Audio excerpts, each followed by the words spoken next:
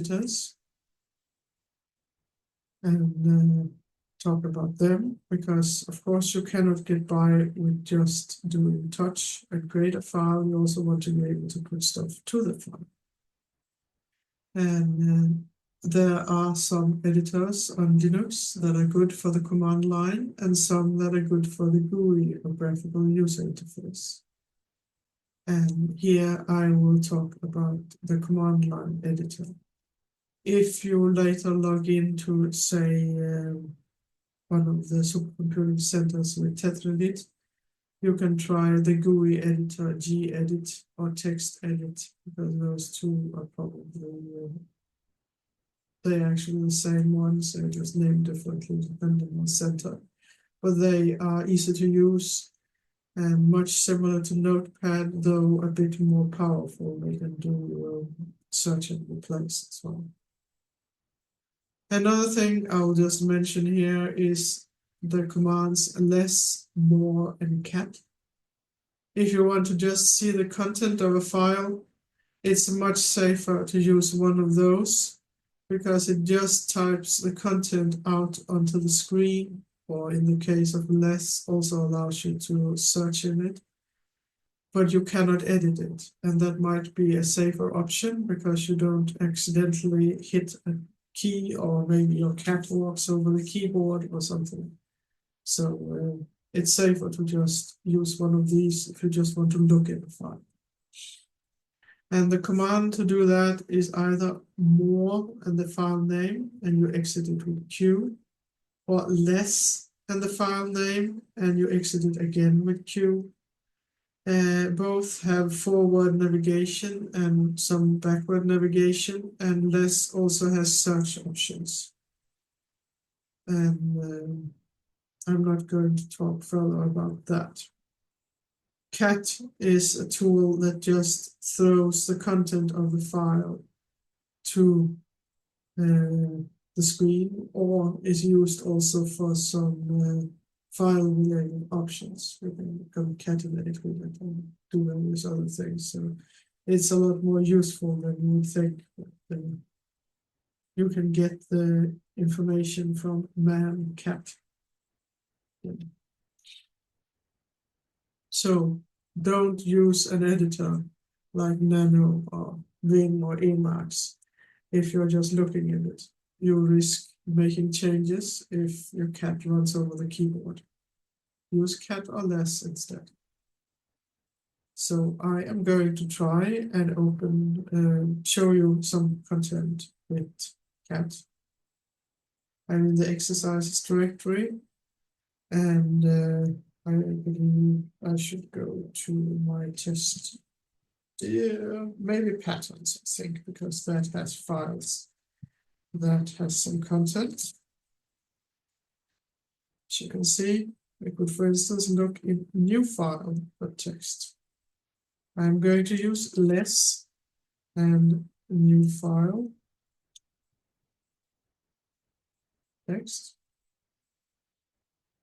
And it shows you the content.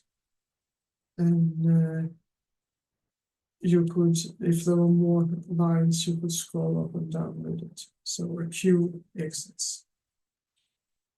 Cat just outputs the content. So it's obvious why cat is good for short files, but not for long files. Because if it's a long file, then it just scrolls past the content and you get a lot of output. Whereas a short file, you get to easily see the content on the screen. So let's now try work with Nano. And, you should try doing this as well. And we're going to start Nano. And Nano is a simple file editor that is definitely a good first choice. And you can just type Nano with no file name, it will just start it. And then if you want to save something, it will ask what you want to name it. Or you can give the name of the file you want to open, like this. So now you are in an editor, and you can type hello or something. And then you can see here at the bottom, there are some commands, and you see this hat symbol. That means you should hold down the control key and then type that letter. So hold the control key down and type an X. Then you do that to save and exit.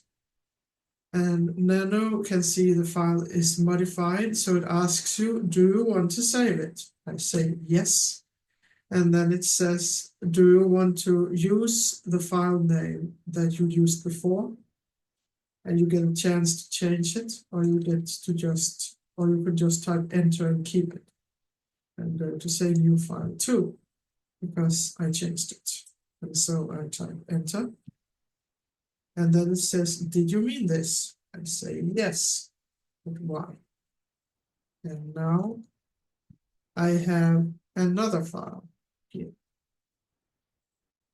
If I just open Nano with no file name, this is my file, and then type control, hold it down, type X, save the buffer, yes.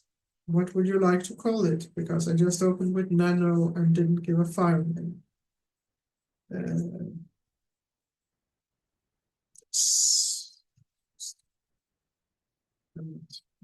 very creative today. But this works. You can use Nano to edit your files and put new text into what you want to do. There are also GUI editors, as I said, but I'm not going to cover this here today because we are just using the command line. But the one called text editor or gedit is the recommended one if you don't already have one you use if you are in ThinkTank. And I think now is definitely the time to take a break.